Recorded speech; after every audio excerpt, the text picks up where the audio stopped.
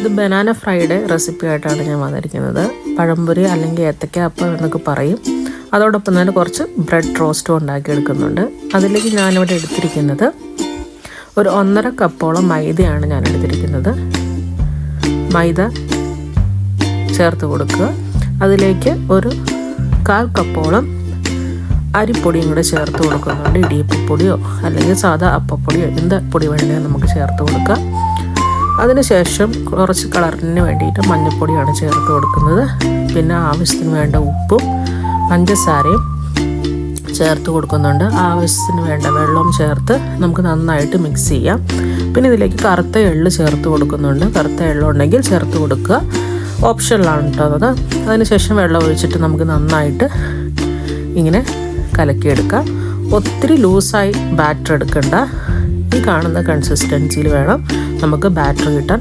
അതിനുശേഷം ഒരു 10 minute rest ചെയ്യാൻ വയ്ക്കാം കേട്ടോ. പിന്നെ ഞാൻ 2 ഏത്തപ്പഴം എടുത്തിട്ടുണ്ട്. അത്യാവശ്യം നല്ല രീതിയിൽ പഴുത്ത ഏത്തപ്പഴമാണ് എടുത്തിരിക്കുന്നത്. അത് ഏത് ഷേപ്പിൽ വേണമെങ്കിലും നമുക്ക് കട്ട് ചെയ്തെടുക്കാം. ഞാനിപ്പോൾ ചെറിയ പീസുകളായിട്ടാണ് പഴംപൊരി ഉണ്ടാക്കിയെടുക്കാൻ നോക്കുന്നത്.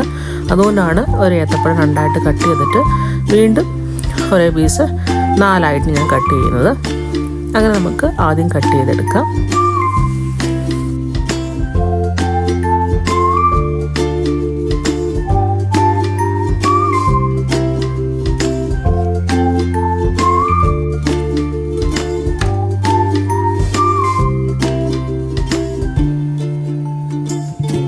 കട്ട് ചെയ്തെടുത്ത ഏത്തപ്പഴം നമുക്ക് ബാറ്ററിലേക്ക് ഇങ്ങനെ ഇട്ട് കൊടുത്തിട്ട് നന്നായിട്ട് മിക്സ് ചെയ്യാം.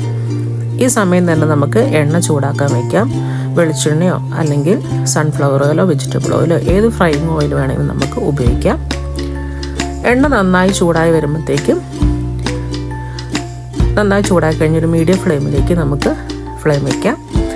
അതിനുശേഷം നമുക്ക് ഓരോന്നായി ഒത്തിരി അടുപ്പിച്ചിടണ്ട, ഒന്നിൽ ടച്ച് ചെയ്യാതെ നമുക്ക് ഇട്ട് കൊടുത്ത് നമുക്ക് ഫ്രൈ ചെയ്തെടുക്കാം.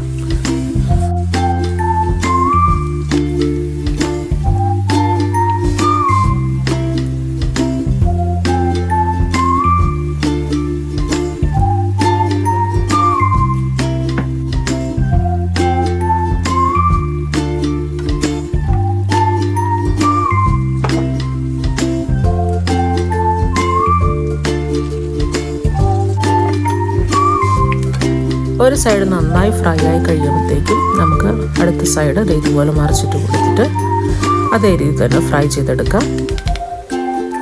ഒത്തിരി ഫ്ലെയിം കുറച്ച് വയ്ക്കാം, ലോ ഫ്ലെയിമിൽ വയ്ക്കാൻ പാടില്ല. അത്യാവശ്യത്തിന് തീ വേണം. കാരണം ഒത്തിരി ലോ ഫ്ലെയിമിലേക്ക് വെച്ചാൽ അത് എണ്ണ കുടിക്കാൻ സാധ്യതയുണ്ട്. അപ്പം അത്യാവശ്യം നല്ല തീയിൽ ഒരു മീഡിയം ടു ഹൈ ഫ്ലെയിമിൽ വെച്ചിട്ട് വേണം എപ്പോഴും ഫ്രൈ ചെയ്തെടുക്കാൻ. ഫ്രൈ ചെയ്തെടുത്ത് നമുക്കൊരു ടിഷ്യൂ പേപ്പർ വെച്ചിട്ട് അതിൻ്റെ മുകളിലേക്ക് മാറ്റാം. അപ്പോൾ കുറച്ചുകൂടി എണ്ണ അതിനകത്ത് വലിച്ചെടുക്കാൻ സഹായിക്കും.